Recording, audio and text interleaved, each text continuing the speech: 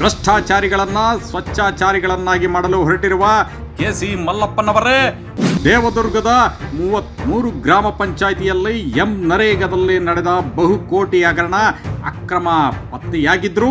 ಪ್ರಮುಖ ಆರೋಪಿಗಳಾದ ರಾಜ್ಯ ಸಂಪನ್ಮೂಲ ವ್ಯಕ್ತಿಯಾದ ಶ್ರೀ ನರಸ ರೆಡ್ಡಿ ಆರ್ ವರವಂಗಲ್, ಜಿಲ್ಲಾ ಸಂಪನ್ಮೂಲ ವ್ಯಕ್ತಿಯಾದ ಶ್ರೀ ಬಸವರಾಜ ನಾಗೋಲಿ, ತಾಲೂಕು ಸಂಪನ್ಮೂಲ ವ್ಯಕ್ತಿಯಾದ ಶ್ರೀ ರಮೇಶ್ ಬಾಬು ಮಾತ್ರ ಇನ್ನು ಹೊರಗೆ ಇದ್ದಾರಲ್ಲ, ಹೇಗೆ ಸ್ವಾಮಿ?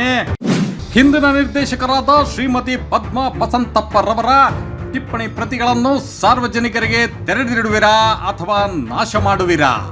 ಕೂಡಲೇ ಮೂವರನ್ನು ಅಮಾನತು ಮಾಡಿ ಕ್ರಿಮಿನಲ್ ಮೊಕದ್ದಮೆ ದಾಖಲಿಸಬೇಕೆಂದು RDPR ಇಲಾಖೆಯ ಸರ್ಕಾರದ ಕಾರ್ಯದರ್ಶಿಗಳಿಗೆ ದೂರು ಕೊಟ್ಟ ಸಾಮಾಜಿಕ ಹೋರಾಟಗಾರ ರಾಮಲಿಂಗೇಗೌಡ. ಈ 3 ತಪ್ಪಿತಸ್ಥರು ಸರ್ಕಾರಿ ನೌಕರರೇ ಅಲ್ಲ. ಹಾಗಾದ್ರೆ ಇವರಿಗೆ ಡಿಪಾರ್ಟ್ಮೆಂಟಲ್ ಎಂಕ್ವೈರಿ ಯಾಕೆ ಮತ್ತು ಹೇಗೆ? ಗುತ್ತಿಗೆ ನೌಕರರಿಗೆ KCSR ಆಕ್ಟ್ ಅನ್ವಯ ಆಗದಿದ್ದರೂ ವಿಚಾರಣಾಧಿಕಾರಿಗಳನ್ನಾಗಿ ನಿವೃತ್ತ ನ್ಯಾಯಮೂರ್ತಿಗಳನ್ನ ನೇಮಕ ಮಾಡಲು ಯಾವ ಕಾನೂನಿನ ಅಡಿಯಲ್ಲಿ ಅವಕಾಶ ಇದೆ ಸ್ವಾಮಿ?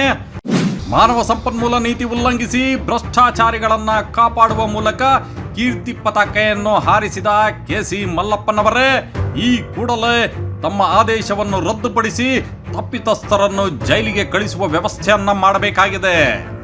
ತಮ್ಮ ಕುರ್ಚಿಯ ಗೌರವವನ್ನ ಉಳಿಸ್ಕೊಳ್ತೀರಾ ಇಲ್ವಾ? ಅದನ್ನ ನೀವೇ ನಿರ್ಧಾರ ಮಾಡಿ. ನಿರೀಕ್ಷಿಸಿ ನಿಮ್ಮ ವಿಜಯ ವಾಹಿನಿಯಲ್ಲಿ ಕ್ಷಣ ಕ್ಷಣದ ಸುದ್ದಿಗಾಗಿ ನೋಡ್ತಾ ಇರಿ.